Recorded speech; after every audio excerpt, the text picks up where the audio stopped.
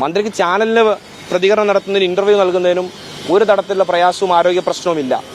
ഈ പറഞ്ഞ പ്രതികൾക്ക് സഹായമാകുമെന്ന രീതിയിലേക്കുള്ള ഏതെങ്കിലും തരത്തിലൊരു നടപടിയുടെ ഭാഗമായി ഈ പരാതിയുടെ പുറത്ത് മൊഴി നൽകാൻ പോലും തയ്യാറാകാത്ത മന്ത്രി ഇതിനകത്ത് കൃത്യമായ രാഷ്ട്രീയ ലക്ഷ്യത്തോട് പെരുമാറുകയാണ്. മന്ത്രിക്ക് പരിക്ക് പോലും പറ്റിയിട്ടില്ല എന്നുള്ള കാര്യം വരും ദിവസങ്ങളിൽ വ്യക്തമാവും. അതുമായി ബന്ധപ്പെട്ട വിശദാംശങ്ങൾ ഞങ്ങൾ ശേഖരിച്ചു വരുന്നുണ്ട്. സ്വാഭാവികമായൊരു ജനകീയ വിഷയം ഉയർത്തിപ്പിടിച്ച് ഒരു കരിങ്കൊടി പ്രതിഷേധം നടത്തിയ KSUവിന്റെ ജില്ലാ പ്രസിഡന്റ് MC അതുൽ ഉൾപ്പെടെയുള്ള സഹപ്രവർത്തകരെ വേട്ടയാടുന്നൊരു സമീപനമാണ് പോലീസും സർക്കാരും ഇപ്പോഴും സ്വീകരിച്ചുകൊണ്ടിരിക്കുന്നത്. ഈ പ്രതിഷേധത്തിന്റെ പേരിൽ മന്ത്രിയെ ആക്രമിച്ചു എന്നൊരു തിരക്കഥയുണ്ടാക്കി പരമാവധി ദിവസം KSU നേതാക്കളെ ജയിലിൽ കിടത്തുക എന്ന ആസൂത്രിതമായ നീക്കത്തിന്റെ ഫലമായിട്ടാണ് ഇപ്പോൾ ഈ ജാമ്യാപേക്ഷ തള്ളുന്നൊരു സാഹചര്യവും കസ്റ്റഡിയിൽ ഉൾപ്പെടെ പ്രതികളെ ആവശ്യപ്പെടുന്ന സാഹചര്യത്തിലേക്കും കാര്യങ്ങൾ നീങ്ങിയത്.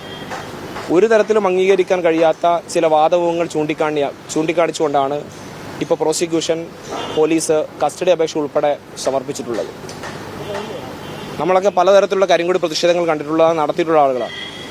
സ്വാഭാവികമായും അങ്ങനെ ഒരു പ്രതിഷേധത്തിന്റെ ഭാഗമായി ഉന്നതമായ ഗൂഢാലോചനയുണ്ടെന്നും ഈ പറയപ്പെട്ടതിൽ കൂടുതൽ പ്രതികളുണ്ടെന്നും അവർ വന്ന വാഹനം ഉൾപ്പെടെ കസ്റ്റഡിയിലെടുക്കണമെന്നും ഈ പറഞ്ഞ പരിക്ക് പറ്റിയെന്ന് അവകാശപ്പെടുന്ന മന്ത്രിയുടെയും ഗൺമാനും ഉൾപ്പെടെയുള്ള ആളുകൾ KSU ജില്ലാ പ്രസിഡന്റ് ഉൾപ്പെടെയുള്ള പ്രതികളെ തിരിച്ചറിയണമെന്നൊക്കെയുള്ള വിചിത്രമായ പല വാദമുഖങ്ങളും ഉന്നയിച്ചുകൊണ്ടാണ് ഈ കസ്റ്റഡി അപേക്ഷ സമർപ്പിച്ചത്.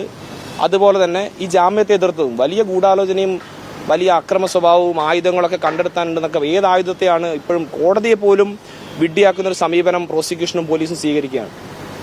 കരിങ്കൊടിയിൽ പൊതിഞ്ഞു കൊണ്ടുവന്ന ആയുധം കണ്ടെത്തണമെന്നാണ് പ്രോസിക്യൂഷൻ കഴിഞ്ഞ ദിവസം പറഞ്ഞത്.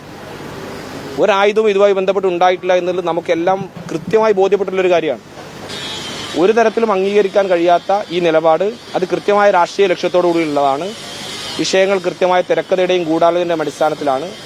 അതിന് പോലീസിനെ ഉപയോഗപ്പെടുത്തി ഈ പ്രോസിക്യൂഷനെ പോലും അതിനുവേണ്ടി ഉപയോഗപ്പെടുത്തുന്ന വളരെ ബാലിശമായ ഒരു തികഞ്ഞ രാഷ്ട്രീയ പാപ്പരത്വമാണ് ഇതിലൂടെ വെളിവാകുന്നത്. തീർച്ചയായും ഇതിന്റെ നിയമസാധ്യതകൾ പരിഗണിച്ചുകൊണ്ട് തന്നെ ഇപ്പോൾ ജാമ്യാപേക്ഷ തള്ളിയ സാഹചര്യത്തിൽ തുടർ നടപടികളുടെ ഭാഗമായി മേൽക്കോടതിയെ സമീപിക്കും. ജാമ്യ ഹർജിയുമായി ഏറ്റവും അടുത്ത ദിവസം ഇപ്പോൾ കസ്റ്റഡി അപേക്ഷയിൽ ആവശ്യപ്പെട്ട തീരുമാനത്തിലേക്ക് ഈ പറഞ്ഞ 5-ാം തീയതി പ്രതികളെ ഹാജരാക്കാൻ വേണ്ടി ആവശ്യപ്പെട്ട സാഹചര്യം കൂടെ പരിഗണിച്ച് ഏറ്റവും അടുത്ത ദിവസം തന്നെ മേൽക്കോടതിയിൽ ജാമ്യ ഹർജി അപ്പീൽ ഹർജി ഫയൽ ചെയ്തുകൊണ്ട് മുന്നോട്ട് പോകാനാണ് തീരുമാനിച്ചിട്ടുള്ളത്. ഏത് വിധേനയും KSUവിന്റെ ജില്ലാ പ്രസിഡന്റ് ഉൾപ്പെടെയുള്ള ആളുകളെ പരമാവധി ദിവസം ഈ പറഞ്ഞ വ്യാജ പരാതിയുടെ പുറത്ത് ജയിലിൽ കടത്താമെന്ന വ്യാമോഹം അത് അനുവദിക്കാൻ വേണ്ടി കഴിയില്ല.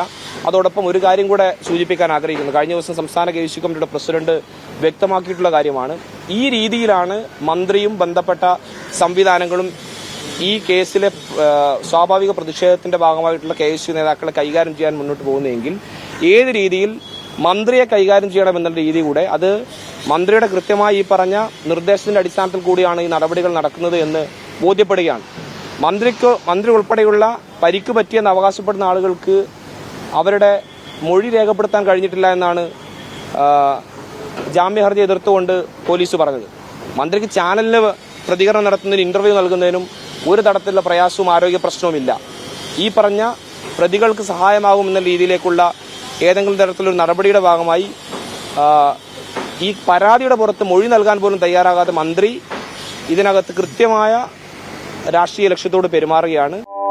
കൂടുതൽ വാർത്തകളും വിശേഷങ്ങളും നിങ്ങൾക്ക് ലഭിക്കാൻ കേരളീയം ന്യൂസ് സബ്സ്ക്രൈബ് ചെയ്യുക. കൂടെ ബെൽ ബട്ടണും അമർത്തുക.